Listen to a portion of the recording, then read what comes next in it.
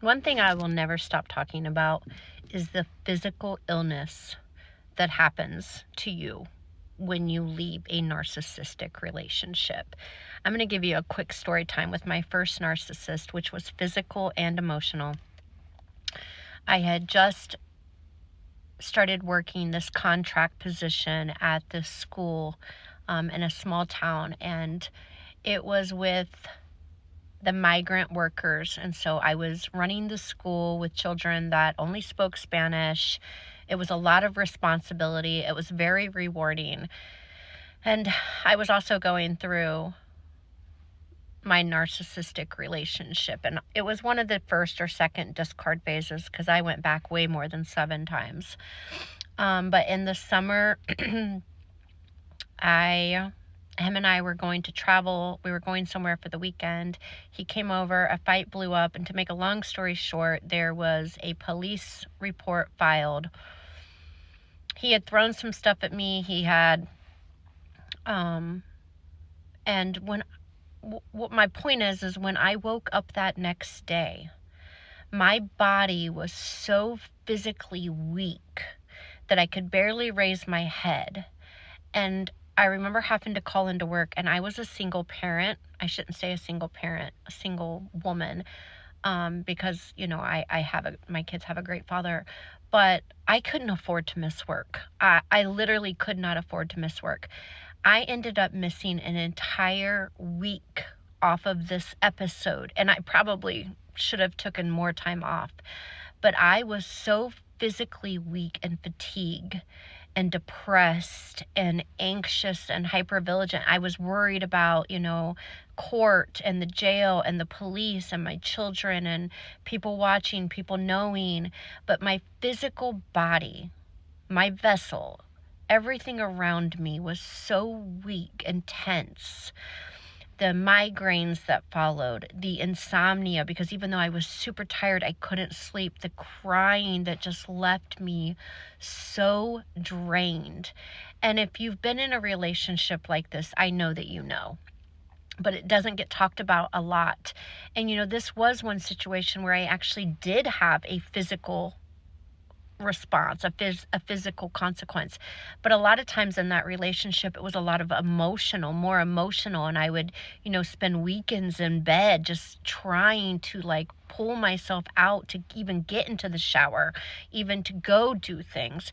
People do not discuss this enough because your brain is rewired when you are in a narcissistic relationship and you get conditioned to the highs and the lows. So, after all of that happened, after he went to jail, he got out, the love bombing started all over again. And then I went right back through that cycle. And I did this for years. And I know people understand this, but when I say that it doesn't just affect your mental health, but it also affects your physical health, there is research that shows, you have the dopamine and your cortisol spikes. There is just so much neurological stuff that goes on with those survivors of narcissistic abuse. So if somebody is in one of these relationships and they tell you, I'm physically ill, they mean it.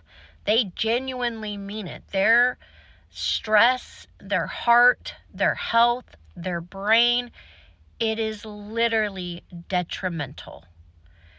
And the reason I get on this platform every day is because I want to watch women grow from that. I am proof. I am absolute proof. My life was at rock of the bottom. And I say this constantly, which probably makes no sense, but bottom of the bottom of the bottom. Lost it all.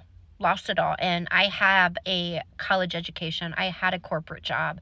And I lost everything.